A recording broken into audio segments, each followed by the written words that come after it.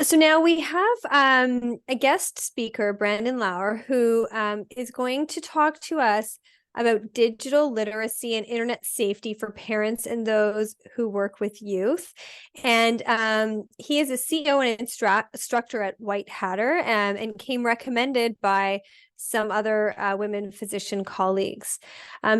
So Brandon specializes in crafting digital literacy workshops tailored for a diverse audience, including students, parents, educators, and business professionals.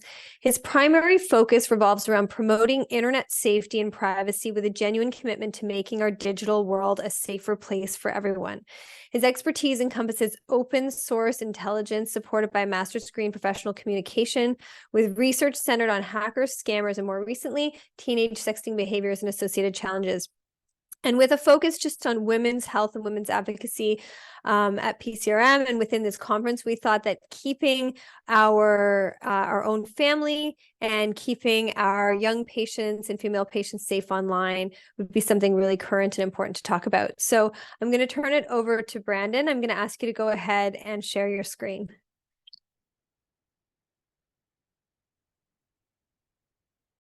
Wonderful. Thank you so much for the introduction. I have no slides to share for the Zoom screen, but I do have my slides built into the presentation video. So just full screen my video and we'll be good to go. So to the presentation that I have prepared, I had a tough time trying to figure out what to share with all of you in such a little amount of time, and given the audience that we have here. And I think if we're going to jump straight into it, I think smartphones are perhaps the biggest topic point that we get while working with parents and caregivers and professionals working with youth. And, you know, if there's one thing that I've seen is, I'm not saying phones are bad, far from that. I'm a huge tech enthusiast. I see way more good things than bad things. But that doesn't mean there's not challenges. With technology, one of the challenges is using them as a pacifier. And I think that's what creates a lot of challenges for families. While devices are tools, that's what they are. They can be used for good or not so good. It definitely comes down to some level of entitlement. One of the challenges that we experience here in the White Hatter, actually working in schools, working with families and students, is often this starts at home. Too many young people who we work with believe that the internet is their right, and therefore a parent and a caregiver can't violate that, or they believe that they have absolute digital privacy from parents and caregivers, or the phone that parents and caregivers let their kids use are somehow their sole device and cannot be taken, removed, or filtered, and that what they post publicly should not be searched by anybody for any reason, which is obviously not true. What you post publicly is searchable and seeable by anybody. I mean, that's one of the things we work with when working with young people, to get them to understand. But when it comes to technology and using devices, as medical professionals, you know, I like to think of it as sweets. Of course, relax, unwind, have fun. I mean, we're human. We need to do that for our own overall well-being. But spending too much time can now lead to challenges. And for young people who you may have in your family, or young people who may be a part of clients that you work with, I think one of the bigger challenges is the moderation of the time use on technology, especially when it comes to time and sleep. Devices like these, or realistically, any device that connects to the internet. When we're doing our online investigations, far too often we see it where families, and we're doing checking and see what's going on, young person, school day, middle of the night, 3 o'clock in the morning, chatting, playing games. And that tends to be where most challenges seem to arise. The best advice that I've seen with families across North America is simply enough having a simple rule of no devices like these in the bedroom during bedtime. And for professionals like yourselves, that might seem pretty obvious, but you would be amazed at how many families we work with when that's not the case. And often, not always, but usually, when most bad things happen with a young person online, it's usually late at night, with the internet, unsupervised, in the bedroom. Those are the 4 most common features when most bad things happen. Usually those are at play. So for families, statistically, to help them reduce those challenges, to help tip the scales in their favor so that the young people that they care for will have better online experiences, simple rules, no devices in the bedroom, especially at night. But the other best strategy that we've seen with families, put your family rules in writing. This is a great strategy for tons of reasons. My favorite is it gives parents and caregivers far more a better positioning where, let's say, a young person, a family discovers doing something on their device they probably shouldn't be. And now thinking of a consequence, what should be the result of that misbehavior? And then parents thinking to themselves, what should that be? Well, that indecisiveness can, and we do see it being sensed by young people, which can give them better positions to argue and negotiate that argument and that position. Whereas if a family has rules written, such as consequences, hey, as a young person, you do something on this device that you shouldn't be, here's the consequence. Before you even get the device, hold on a second, here's a family agreement. The family, the parents, the caregivers sign it, and so does the young person. Not as an official legal contract, but a semi-formal family agreement. Using that most certainly gives parents and caregivers way better positioning because let's say something happens. A young person gets involved in a little bit of mischief or does something that they shouldn't. All right, now you have a family document outlining what the consequence should be. And it makes it harder for the young person to now argue about that because they already pre-agreed to the consequence, which can give parents and caregivers better ability to maintain and support what we like to call their parent credibility, their overall level of trust, authority, believability, and respect they have in the family environment. So putting family rules in writing can definitely help for many, many challenges that a young person may or may not experience on the internet. And some other tools I just want to highlight that can give you for your family and young ones that you may experience and work with. Our friends at Digital Nutrition, I love this little worksheet. It's a questionnaire that asks families to, hey, if a young person wants to ask to download something, and that's a pretty common rule families have. Before someone can download it, you have to ask permission. It's a good rule to have. But is a parent or a caregiver going to know the full extent of the app a young person's asking to download? Well, maybe, maybe not. But this really gives a young person a sense of empowerment and allows them to go online and do their own research to answer some very important questions about the app they want to download. Some families that we have worked with have shared with us that after a young person filled out that report, it was the young person who decided to withdraw that request to download the app because when they did their due diligence and answered some really important questions, it was the young person who realized the app guaranteed no safety, no privacy, and they wanted nothing to do with it, which is an incredibly empowering situation for families to give young ones that they care about. Another big question we get is smartphone age. What is the age to give a smartphone to a young person? And there's a lot of expertise and debates on what that age is. I can say, working in schools, grade 4 or 5, roughly about 45% of students will have a smartphone. Grade 6, 7, 90%, if not more. So there's definitely a jump. Something switches. And for grade 6 and grade 7, yeah, there's definitely a higher level of maturity that we see with those young people.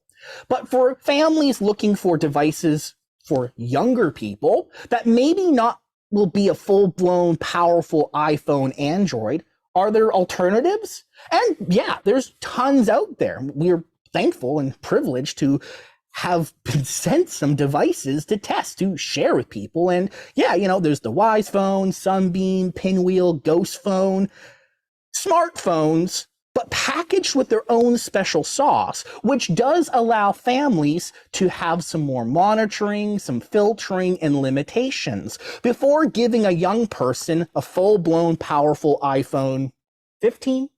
That's the new one? Yeah, 15. Which clearly for someone in elementary school might be too much of a phone to give to them. So alternatives before they get to the powerful phone might be available, but not a lot of people know about them. And that's why we exist, to help families let them know, hey, you have options. One of the options we get asked about every day, it feels like that, monitoring apps. Young person has a full-blown phone, so monitoring what they're doing.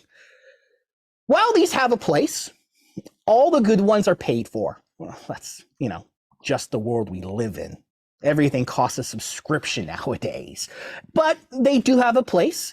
But I do want to manage expectations. Using monitoring apps to help young people to stay safe, yeah, it gives parents and caregivers some level of control, but it will never give you 100% control and access that you would wish for. That's just me being honest with all of you.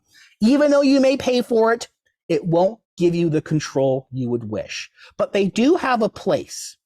But I will caution, any device or app that a family may use to help manage devices, activity, and privacy in the family environment, do be cautious, because these apps have to collect data. They have to store it somewhere in order to share with a parent, hey, this is what your kid is doing online. Word of caution, they're not always secure. You're hoping there won't be a data breach, a hack, or a scammer who will find their way into the system and then use that information. And now all that data collected about your child is now available to somebody who has ill intentions. Canadian University, just a couple years ago, did a wonderful research report, and they analyzed various monitoring, filtering apps that families would be using. And they found just how secure all that data may or may not be. And the results might be a little bit concerning. And I'm not saying monitoring apps are bad, but they have a place, obviously. Using them in covert, secret methods, never good. We often see that backfire and destroy family relationships, but they do have a resource value. But devices that may not be able to have apps plugged in and installed, smarter routers might be an interesting option, but also to secure the family. A router, which is the Wi-Fi box that you get from your internet provider that provides you Wi-Fi in your home, well, you might be able, if inclined to, get something a little bit smarter, which would allow you to monitor limit and filter certain activities within your home network. Obviously, yes, they are not free, but it can give you more access to control what's happening in your network. Control things like gaming consoles, smart TVs, or if you're someone and you think you might be vulnerable because someone's trying to hack or scam or target you, smarter routers might be able to better insulate and protect your network against outside intrusion. But there are some free options. Do check your internet provider. Some companies that you hire to provide you internet, you as a customer will have sometimes access to control certain features on what can and cannot happen in your home network. Obviously, nowhere near as comprehensive as actual proper tools you pay for, but free, in my opinion, is better than nothing. And if you can have something that can help you, can better identify what might be going on in a home network. For example, discover, someone's on the home network at 3 o'clock in the morning. Who could that be? Could it be a young person who has a device that you don't know about stuffed under the mattress? So when their big, powerful phone is in the kitchen at night charging, the burner backup phone is what they're using to chat with their friends.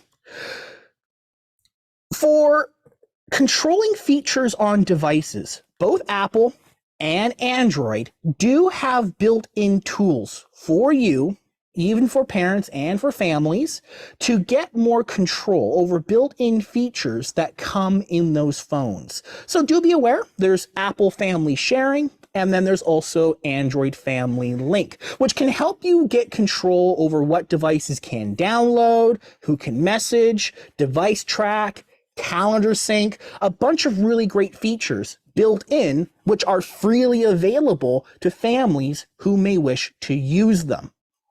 One of the biggest disservices I think that safety advocates can provide parents and caregivers, the list. Oh boy, the list. We've all seen them. Top results in Google, top 10 most dangerous apps, top 5 most dangerous apps. It goes on and on and on. And we all love a list, right? Listicles. They're great. They're super eye-catching. But here's the issue. Working with families, I see this too often. I give them a list of the most dangerous apps to be worried about. It often gives families a false sense of security. Because what a parent will do, I see it too often, they'll take their kid's phone, they'll take the list of most dangerous apps, and they will cross-reference. They will take a look if the apps appear on the phone. If they don't see that dangerous app name on the phone, the parent goes, okay, my kid must be safe. Not necessarily. Actually, the danger list is really only a popularity list. Facebook, years ago, used to be the most dangerous app that families should be on the lookout for. Yeah, seriously, Facebook. Well, today, Facebook is no longer on the most dangerous list. Yet, they haven't changed. They've actually gotten more feature rich. What has changed is the population of users. Far less young people use Facebook every day, and they're going elsewhere. So then Facebook has dropped down. But a lot of those most dangerous apps have the same features that Facebook has. They're only popularity lists. Wherever a young person will go, we're going to see young people who are going to do things that they probably shouldn't. Or those with ill intentions will go as well. What is far more effective, in my opinion, is the list of questions. It doesn't matter what the app is called. I have seen bad things on every app. Facebook, Instagram, Snapchat, YouTube, you name it, I've seen it. But if you look at every app and ask these questions, what are the privacy settings? What are the security settings? Who's on the friends list? Do you have open messages? Is the app popular? Because apps that are brand new launched, made by a small team of 5 developers, guess what? Security is probably not their first priority. But the bigger apps, there is a sense of safety in numbers. Yes, more bad people tend to flock to the more popular apps, but the more popular apps usually have better infrastructure to make sure their platforms are used appropriately. But the most important question, what are they doing? By far the most important question. If you can answer those questions on every app and you are okay with the answer, well, then the app is probably fine. Doesn't matter what it's called. I have seen people still today in professional situations sending horrible, evil, nasty email to one another. Seriously. So if our concerns is that a young person might receive something that they may not appreciate, well, then they shouldn't even have email or texting or even a phone number, because I have seen bad things in every platform. It doesn't matter what it's called. It's what they're doing that's far more influential. Plus, family time can be online time. I see a lot of discussion, especially more recently, about families spending time together. But the internet distracts from that. Not necessarily. We are seeing more families today who are playing games with each other in an online environment where families can play independently, or they can now team up and achieve a shared goal. One of the best things we have seen for families to have stronger relationships are shared experiences. But in this situation, we're looking for shared online experiences, and gaming can be an awesome way to achieve that. When you're looking at a family who's taking a trip somewhere, assuming every family member is excited about where you're going, not always the case, but it's not necessarily the destination, it's the journey. It's the conversations, the time together, the struggle together that builds those relationships. Well, you can achieve something very similar in places like online games that could even cost you $0, and compared to today's gas prices, well, can be far cheaper. But can achieve the same emotional and family relational ties. With kids online, another big concern that we see among parent groups is around sexting, nudes, and intimate images. Oh my. Definitely a topic that can cause a lot of anxiety. And I think for this group, given the generally more intimate situations and clients that you may work with, what I'm going to talk about will be very applicable, not just to kids, but also to older adults who may be intimate with each other using technology. So I think this will be an important topic for everyone. When it comes to what's known as sextortion, which is the act of somebody convincing another person on the internet to send a naked, nude picture with the disguise of thinking that whatever you send will be secret, will be private, and no one else will see it. But when that image is sent, the conversation changes very quickly. Oh, you thought you could trust me? Well, if you now don't send me $500 or do exactly as I ask, I'm going to take that picture, which I know you want no one else to know about. I'm going to send it and show it to everyone you know, unless you do exactly as I say. Well, obviously that right there, super duper duper duper illegal. Oh boy, they're breaking one, if not many different laws. Most certainly, indeed. But just because something is illegal, it doesn't mean it prevents bad people from doing bad things. And we call this sextortion. And this is a whole topic in of itself, which I clearly have no time today to go into all the little details. But if you are at all interested, I would recommend we have a YouTube channel and we have an entire feature-length program, and we go much more in depth, especially for these folks who are trying to convince younger people to send naked, nude pictures and then attempt to get money or more pictures as a form of blackmail and extortion. We actually walk you through a real example of what someone said to a young person that actually did convince them to send such an image. But this is not just something that teens deal with. We've helped lawyers, we've helped doctors who have found themselves in this exact same situation. And often, pre-internet, youth spaces and adult spaces were more separated. With the internet today, a lot of the material that is shared for adults, especially around intimacy, young people are also engaging with as well. And we see it all the time. Top magazine articles, sexting, best sexting examples. Certainly, we can see this. And it's not just for adults, it's younger people as well.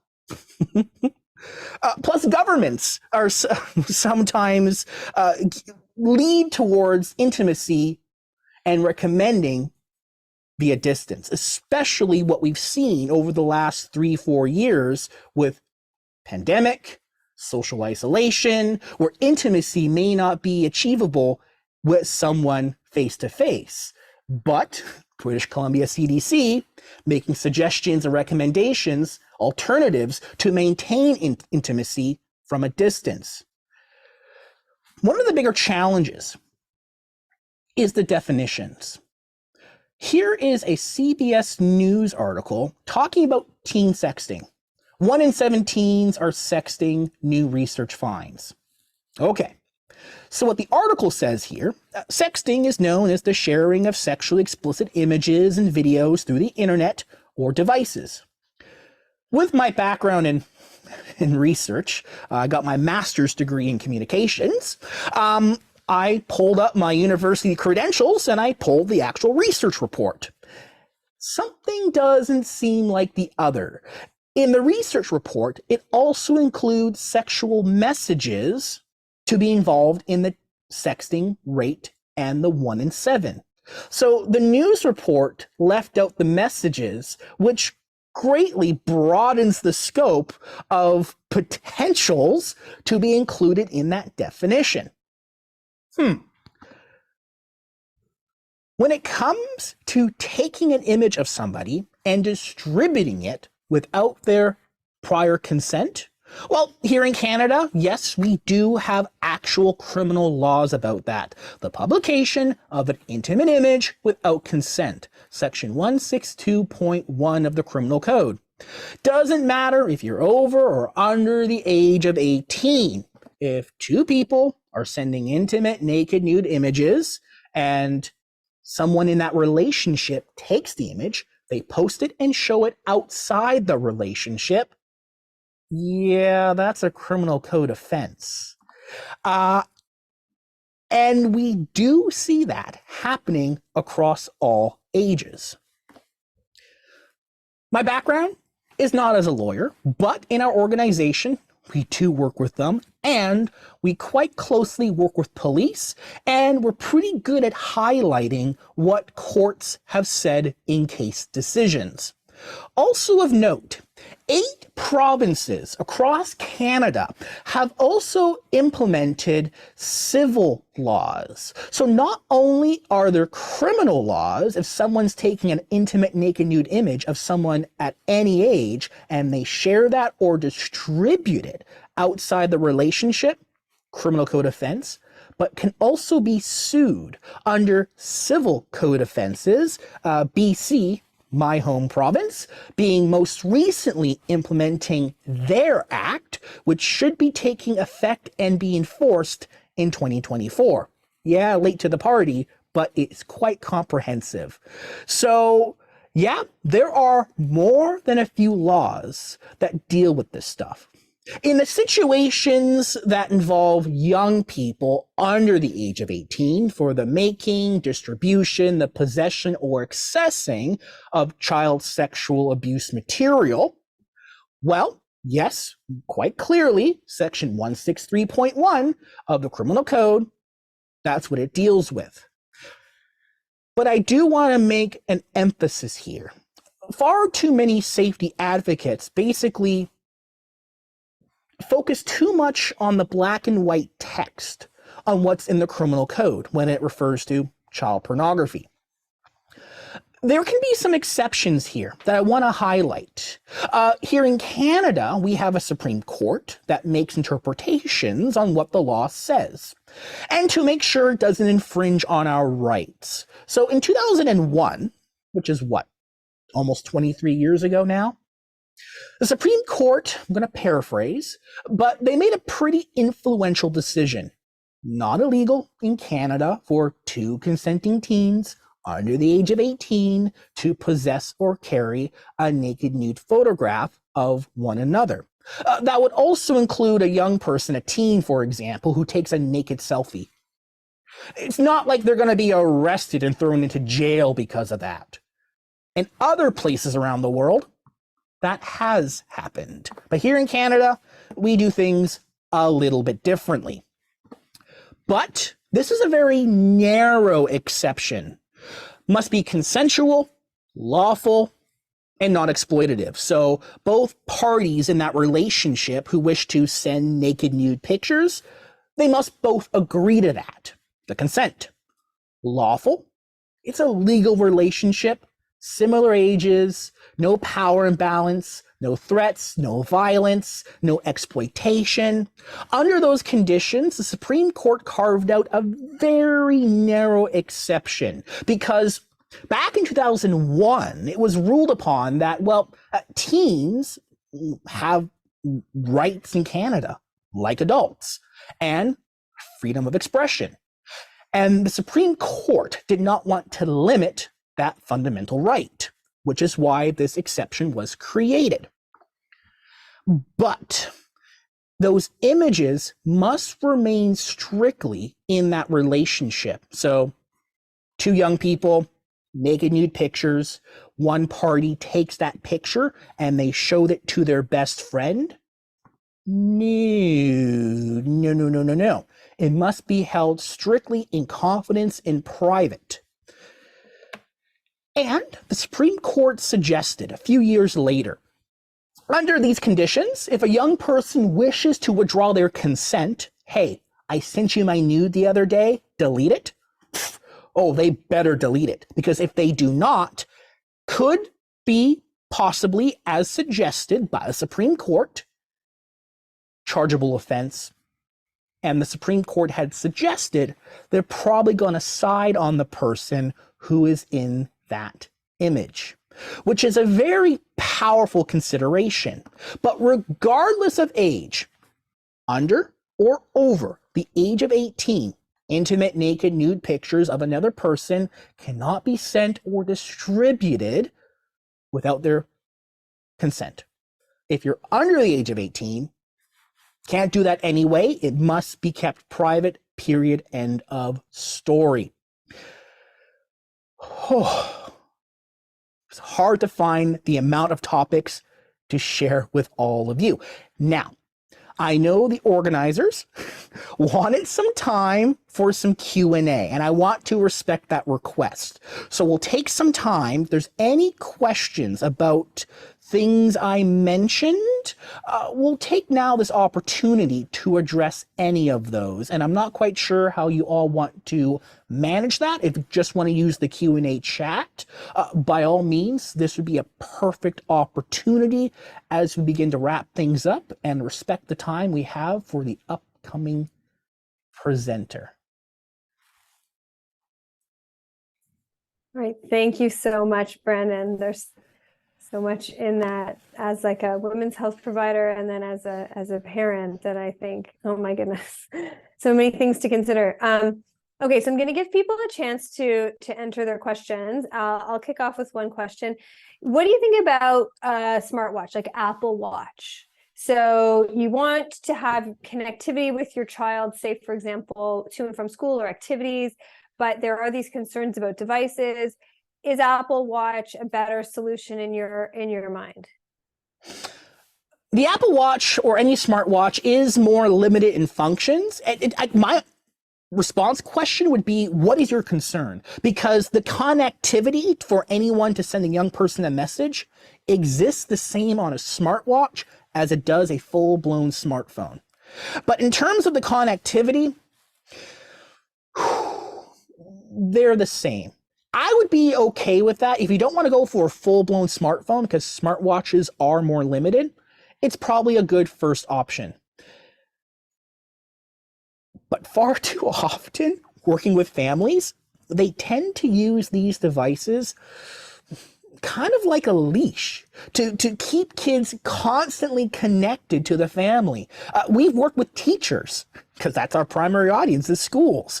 And teachers have shared with us far too often that some challenges they're dealing with parents in school because they're calling or texting their child during class and demanding that their child immediately respond to the parent right away and interrupt the class from the other classmates and the lecture plan that is prepped.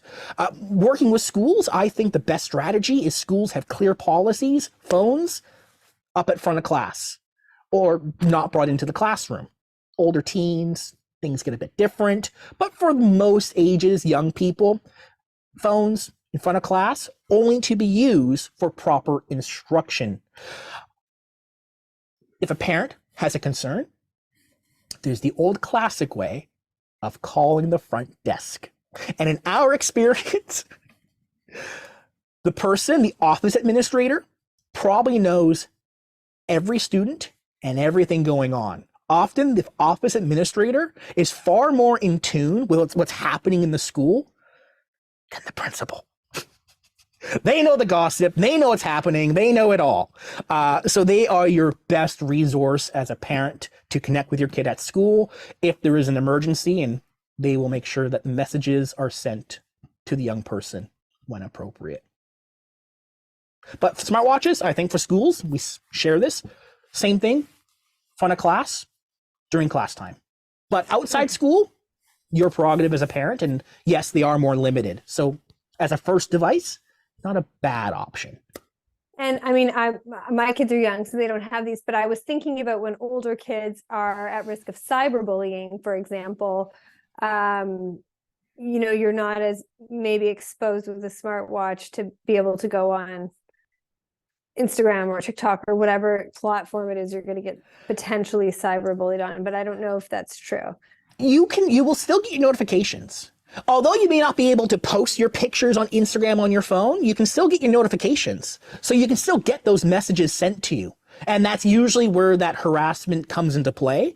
So they're still connected. They may not be able to respond, but they can still often receive hurtful and harassing content. So for parents and caregivers, proper rules and policies, some limitations, using the Apple built-in family sharing for like an Apple Watch to kind of limit some functionality would be really recommended. Okay. All right. Thank you so much. Now, before we let Brandon go, does anybody have any questions that they wanted to unmute themselves for or pop into the chat? I don't bite.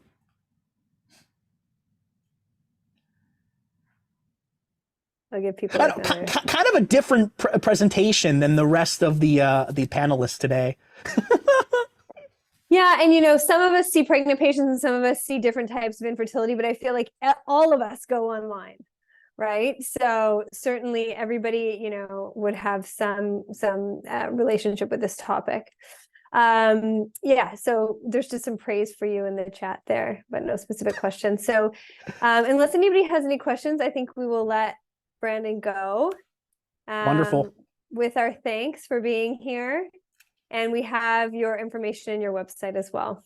Yeah, we have a full parent web book. It's free, cost you nothing. YouTube has been growing, it's been being a big focus of ours. Clearly, we have the studio, we have these cameras, so why not use them, right? So we're posting more videos on YouTube to share with professionals and families, but our parenting book online, um, most of the things we talk about and challenges, there's probably an answer in there. So check that one out. One of our best resources if I want to pitch our resource.